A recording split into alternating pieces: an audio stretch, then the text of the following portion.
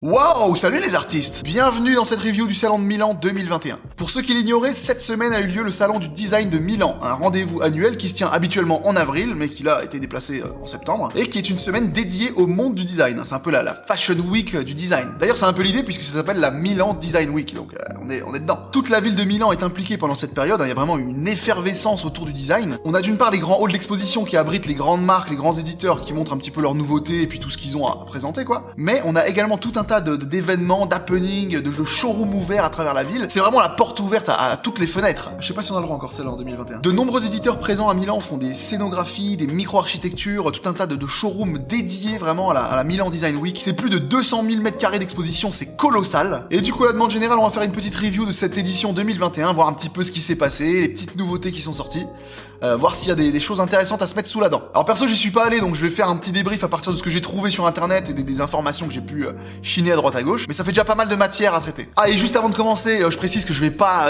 parler de tout de manière exhaustive. Voilà, je vais juste citer ce qui m'intéresse et puis éventuellement les trucs que je trouve intéressants à vous montrer. Mais voilà, ça s'arrêtera là.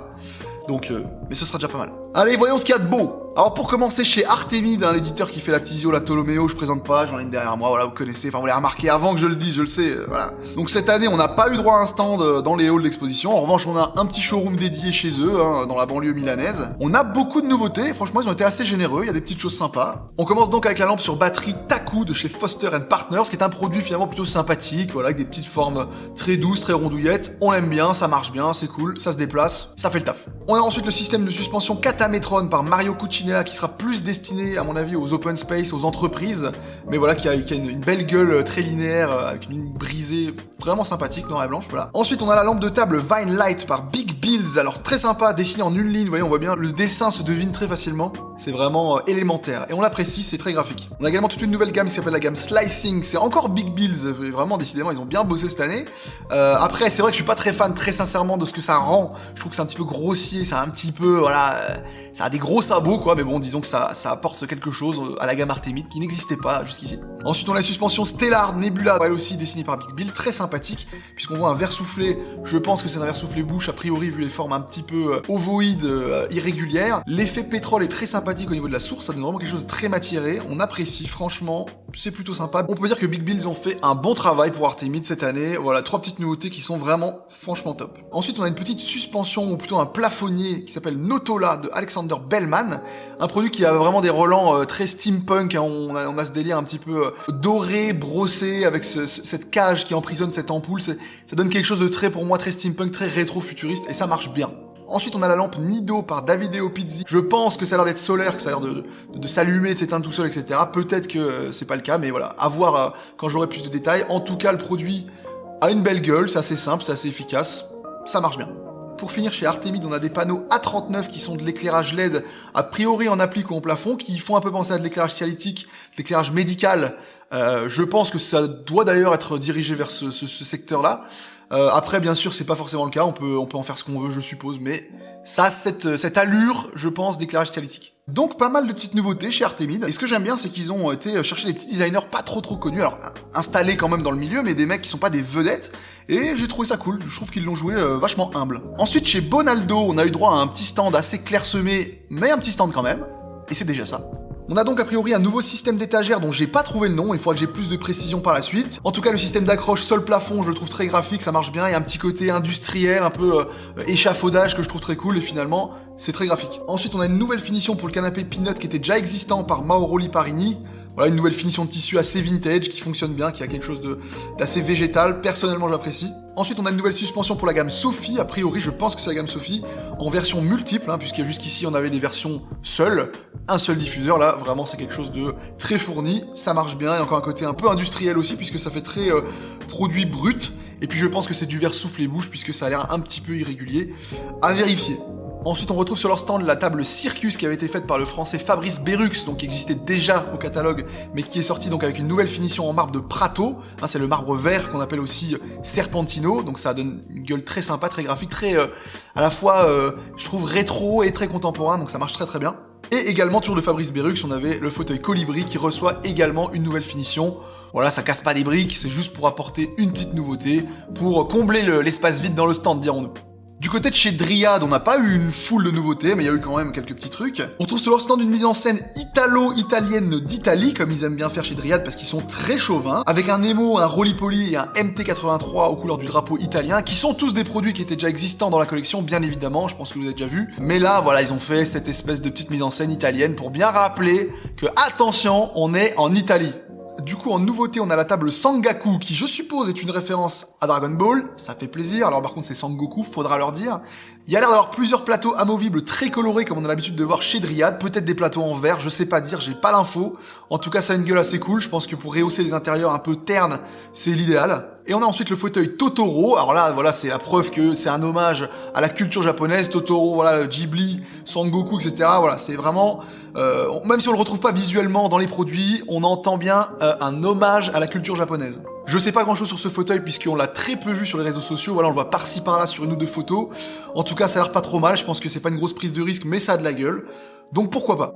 Chez Edra, on présente une nouvelle gamme à travers une Seno, la collection Amare de Jacopo Foggini, avec laquelle perso j'adhère pas des masses, voire pas du tout. Elle est composée de tubes de polycarbonate apparemment assemblés à la main, de ce que je sais, de couleur bleue, alors ça fait très plastique et très froid, ça rappelle beaucoup la glace finalement. D'après Edra, quand on immerge les produits dans l'eau, ils disparaissent, d'après eux, et quand la lumière filtre à travers la structure, ça projetterait des nuances de couleurs un peu dans tous les sens. Et le nom Amare viendrait du fait qu'on dirait de l'eau solidifiée. Yes. Chez Foscarini, ça se passait dans leur showroom de l'espace Monforté de Milan, et ils ont d'ailleurs scanné leur showroom en 3D, ce qui permet une petite visite virtuelle, et d'ailleurs, let's go. Comme d'habitude chez Foscarini, on a quelques réinterprétations de produits existants et quelques nouveautés. Ils ont cette année customisé leur célèbre lampadaire Might avec une base en marbre contre l'habituelle base en aluminium pour les 20 ans du produit, voilà. C'est toujours dans le cadre d'un hommage, ils refont une version spéciale pour noter que voilà, il y a un anniversaire qui est passé, et là, pour le coup, ça fait le taf avec du marbre Marquina noir, on kiffe, y a pas de souci. Dans les nouveautés, on a la lampe à poser Nil inspirée du buste de Nefertiti. Alors c'est pas si mal, voilà, on comprend bien l'intention, les matières se marient bien. On a cette légère sensation de déséquilibre de la lampe, histoire de récupérer un petit peu la posture de Nefertiti. Ça marche très très bien, je trouve, en termes de visuel. C'est simple, c'est efficace, voilà, ça franchement, ça fonctionne. Et pour finir, on a un petit lampadaire linéaire plutôt sympa, le Chiaroscura. Franchement, ça a une petite gueule pas mal. Ça a l'air d'avoir une forme triangulaire. Ça fait le taf, je pense, à côté d'un canapé, vous voyez, dans un angle. Ça peut vraiment habiller un espace, ça peut être très très cool, très graphique. Ça marche bien, j'apprécie. Alors c'est pas la débandade de nouveautés, mais ce qu'ils ont présenté est plutôt honnête, comme d'habitude, ça tient la route. Glace Italia, quant à eux, ont fait un petit stand assez sobre, présentant grosso modo 3 nouveautés. On a un système de séparation d'espace sous forme de portes coulissantes qui ont l'air d'être en tissu vu d'ici, mais c'est à 99% sûr que c'est du verre si c'est chez Glace Italia. C'est sûrement un mix des deux, je suppose, ou alors une impression en tout cas, voilà, à voir en vrai. C'est proposé par Piero Lissoni. Également, on a une collection de tables basses en verre par Patricia Urquiola, à l'aspect très particulier. On dirait des plaques de sucre qu'on peut retrouver sur les pièces montées et les gâteaux d'anniversaire. C'est plutôt intriguant, je trouve. Mais c'est pas mal. Et on a une nouvelle table ronde assez osef, globalement. Personnellement, je suis pas fan. Perso, ça me fait penser à un fond de casserole Tefal, c'est pas... Putain, si Piero Lissoni m'entendait dire ça... Excuse Piero. Alors chez Cartel, ils ont mis le paquet, il y a vraiment tout un tas de nouveautés. Alors on n'aime pas, mais ça a le mérite d'être fourni. Pour commencer, on a eu droit à une nouvelle lampe baladeuse, la Good Night de Philippe Stark, qui ressemble à une chandelle, c'est assez minimaliste, ça casse pas des briques, mais c'est pas mal, moi personnellement j'apprécie. Toujours de Stark, la collection Angelo Stone, qui est clairement la gamme Romeo de chez Floss, qu'il avait déjà faite il y a quelques années, gentiment réinterprétée. Bon, il s'est pas foulé la cheville sur celle-là. On a également une nouvelle gamme de canapés par Patricia Urquiola, la collection Lunam, qui est pas mal du tout, même si on retrouve pas l'esthétique Cartel, à mon sens. Franchement, ça aurait pu sortir chez n'importe quel éditeur, c'était pareil. Donc ça manque un petit peu de patte Cartel, mais voilà.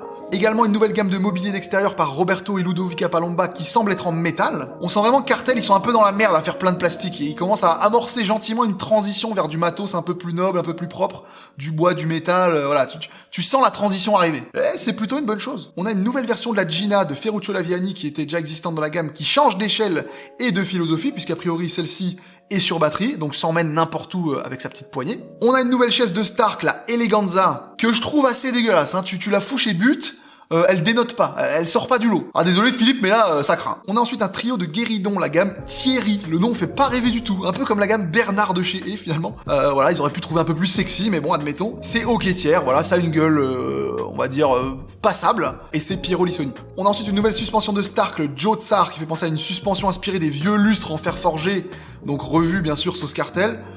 C'est pas mal, voilà, c'est cool, j'apprécie. Également une autre gamme de canapés et fauteuils par Rodolfo Dordoni, franchement pas mal. Encore une fois, on n'a pas l'ADN Cartel, mais c'est typiquement le genre de produit qui manquait à Cartel pour élargir leur gamme de canapés, qui était jusqu'ici assez maigre, donc on prend. Ensuite, on a une nouvelle table de Stark, la Viscount of Wood, pour aller avec toute la gamme en bois sortie ces dernières années, King Wood, Queen Wood, etc., qui était dessinée toujours par Stark. Encore une fois, on retrouve cette transition vers des matériaux plus nobles, et c'est cool, je le dis. Enfin, on a un nouveau fauteuil par Patricia Urquiola, le Charla, qui apporte pas grand chose à mon sens par rapport à son fauteuil clap qui existait déjà depuis des années. Mais bon, c'est une nouvelle forme, on va dire, voilà, ça fait le taf. On s'en contentera pour cette année, c'est pas mal. Donc il y a quand même un sacré paquet de nouveautés chez Cartel. Alors clairement, c'est toujours les mêmes noms qui ressortent, hein, ça joue un peu en cercle fermé. Urquiola, Stark, Lissoni, c'est un peu tout le temps les mêmes, quoi. Mais en fin de compte, les produits apportent leur lot d'intérêt, donc on prend. Et on remarque que parmi ces nouveautés, il y a vraiment très peu de plastique, hein, ce qui témoigne bien que Cartel est en train de faire une transition, de se débarrasser gentiment de cette image plastique only. Bon après, je les attends au tournant Cartel, parce que c'est les rois du je présente 1500 nouveautés, mais ça sort jamais officiellement sur catalogue, donc j'attends.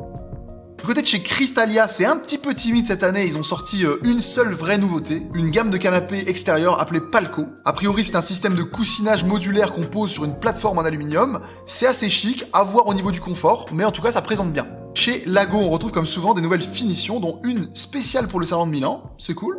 On salue l'effort. Ils ont produit 4 séries limitées à 100 pièces signées et numérotées avec la fameuse finition spéciale, qui ressemble à une sorte de patchwork minéral. Pourquoi pas. Les 4 produits limités sont un sideboard de la gamme Now, un lit Flutua, un sideboard de la gamme 36.8 et une table Myth qui est un nouveau produit, franchement, pas mal. Je trouve l'idée des séries limitées plutôt sympa, le style est cool, avec un ADN très italien, pourquoi pas. Ils ont également l'air d'avoir sorti des tables basses ovoïdes au lieu des traditionnelles tables rondes, rectangulaires ou carrées, et une table basse avec un tiroir et une façade en X-glace, qui est grosso modo une impression de pierre imprimée sur du verre, qui ressemble à ça. Donc voilà pour la go. Chez Classicon, on a une droit à une nouvelle petite table basse, la Sol, qui a vraiment une super petite gueule, moi j'adore, franchement. C'est dessiné par le studio Ortega Guijaro, c'est dispo en plusieurs coloris et c'est super réussi je trouve. Et toujours chez Classicon, on a également une seconde collection de tables basses, les Materia, dessinées par Christian Haas, en travertin. C'est peut-être pas ce que j'achèterais pour chez moi, mais voilà, ça a le mérite d'exister. Du côté de chez Floss, on a droit à une version anniversaire de la Parentesi, de Castiglioni et Manzo pour les 50 ans d'âge du produit. Et ça c'est beau. Et une nouvelle petite collection d'appliques, les Hoplites de Jasper Morrison, alors qui ne cassent, mais alors vraiment aucune brique. Enfin pour moi, je trouve ça pas ouf quoi. Mais ça existe, voilà, ça existe. Également une série noire et blanche des gun lamps de Stark, ça fait toujours le café. Chez Living Divani, il y a franchement des belles pièces présentées. Moi j'ai vraiment kiffé. On a une collection de canapés, fauteuils, tables basses appelée Sumo qui est franchement sympa, dessinée par Piero Lissoni, encore. Un fauteuil hyper graphique, le Lemni par Marco Lavitte. Une gamme de canapés carrément vintage qui fonctionne pas mal à mon sens par David Kinkoses. Et la table basse Moon Eclipse qui est vraiment cool par le studio Misto. Poursuivez vos efforts.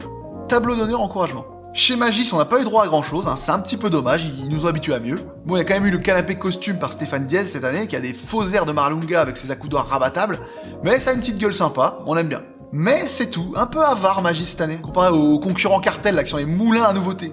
Bon après attendez, je disais, je les attends au tournant, on verra. Chez Kibu maintenant, il y a ce nouveau fauteuil, le Primitive Armchair, qui m'intrigue beaucoup personnellement, qui a une vibe très Rietveld, donc j'attends vraiment de l'essayer. Toujours par le studio Nucléo, on a également une gamme d'étagères qui, voilà, n'est pas le prix Nobel de design, mais qui tient la route et qui fait plaisir. Voilà, c'est une petite nouveauté cool chez Kibu. Chez Alessi, c'est léger en nouveauté, on a droit à une édition spéciale des tire-bouchons Anna G et Alessandro, voilà, pas de quoi faire un stand, mais on respecte Alessi s'il vous plaît, parce qu'ils ont déjà énormément de dingueries au catalogue, donc on les pardonne pour cette année. Et pour finir, on a Cassina qui sort un lit dessiné par Stark, le Volage Excess Night. Chelou le nom. Franchement, pourquoi pas, c'est amusant, c'est très Stark, on reconnaît sa patte. Par contre, je suis curieux de voir le prix, est-ce que c'est dessiné par Stark, c'est Cassina. À mon avis, ça va s'envoler. Faites vos pronostics en commentaire, je vous donnerai le prix quand je l'aurai, mais allez-y, lâchez-vous, voir combien vous pourriez estimer un tel produit. Voilà pour les nouveautés du Salon de Milan 2021 chez les éditeurs que je trouvais intéressants à présenter. Évidemment, je peux pas tout citer, sinon la vidéo durerait littéralement 19 h et ça casserait les couilles à tout le monde. Donc voilà, on a résumé le principal, quoi. En tout cas, les grandes marques peuvent remercier des gens comme Philippe Stark, Patricia Urquiola ou Piero Lissoni qui ont été hyper prolifiques, qui franchement à eux seuls font un tiers du Salon de Milan. Quand on voit le nombre de fois qu'ils reviennent dans la liste des noms cités, c'est des gens qui sont franchement hyper prolifiques, ça va être une galère de développer autant de projets en même temps, donc vraiment un grand respect. C'est clair que je tombe pas de ma chaise quand je vois les nouveautés qu'ils ont proposées, mais franchement voilà, ils ont alimenté le truc, ils ont alimenté la machine, ils ont permis à Milan d'avoir quand même beaucoup de choses, sans eux, imaginez, vous enlevez tout ce qu'ils ont fait. En tout cas, j'espère que vous avez kiffé cette petite review, moi ça m'a fait plaisir de la faire. Dites-moi en commentaire les produits qui vous ont le plus plu. Moi perso, c'est la petite table basse Sol de chez Classicon, le fauteuil primitif de chez Kibu et la petite lampe Nil de chez Foscarini que je trouve vraiment cool. Abonnez-vous si c'est pas déjà fait, mettez un petit pouce bleu et puis on se retrouve très bientôt pour une prochaine vidéo. Salut les artistes.